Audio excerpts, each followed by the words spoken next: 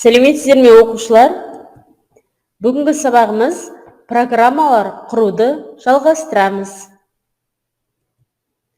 Алдымен өткен сабақты еске түсірейік. Алгоритм дегеніміз не? Ал бүгінгі сабақта үйренетініміз тармақталған алгоритмді жүзеге асыру. Бірінші сыныпта сендер Scratch программасымен таныстыңыздар. Есімізге түсірейік. Scratch ойын программалау ортасы. Бұл программалау ортасында сызықтық алгоритм арқылы жұмыс жасағанбыз. Сызықтық алгоритм әрекеттердің тізбектей орындалуын көрсетеді. Кейде белгілі бір жағдайға байланысты жоспарың өзгеріп кетуі мүмкін. Мысалы, демалыста достарыңмен ойнауды жоспарладың делік. Жоспардың жүзеге асуы неге байланысты? Егер ертең күн ашық болса, онда достарыммен ойнаймын. Әйтпесе, отбасыммен үйде боламын. Демек, сенің жоспарыңның екі нұсқасы бар. Ертең күн ашық болса, я және жоқ. Я болса, достарыммен ойнаймын, жоқ, отбасыммен үйде боламын. Жоспарың тармақталған алгоритм арқылы іске асады. Тармақталған алгоритм дегеніміз не? Тармақталған алгоритм белгілі бір шартқа байланысты әрекеттердің біреуі ғана орындалуын көрсетеді. Тармақталған алгоритмде егер онда әйтпесе тірек сөздері қолданылады. Скрипт, Scratch'те құрылған программа.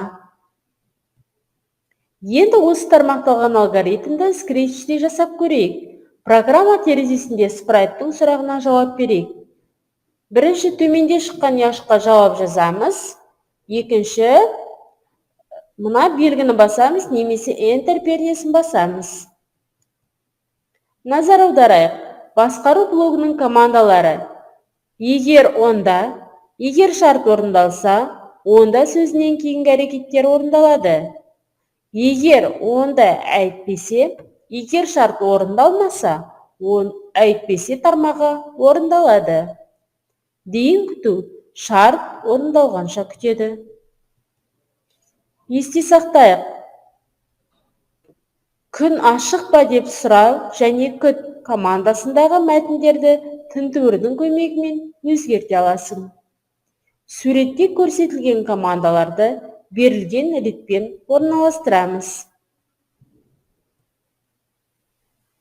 Енді жұмыс дәптерімізді ашып, тапсырмалар орындайық.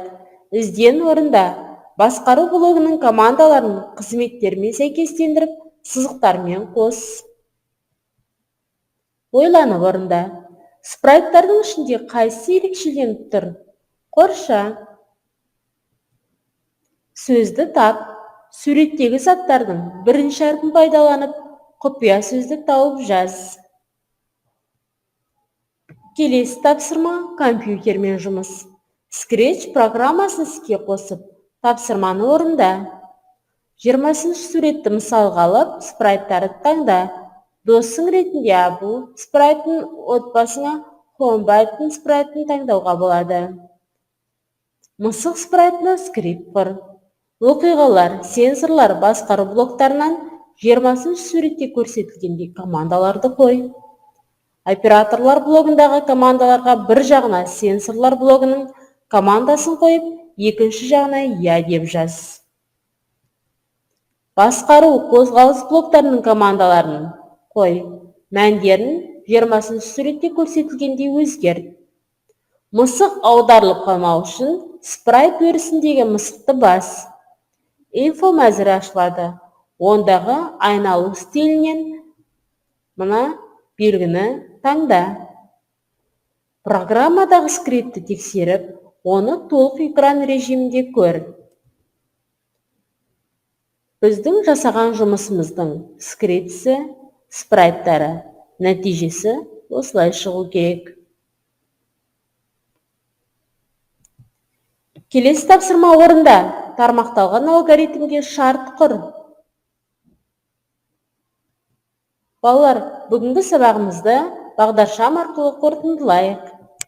Сабағымыз аяқталды. Сау болыңыздар.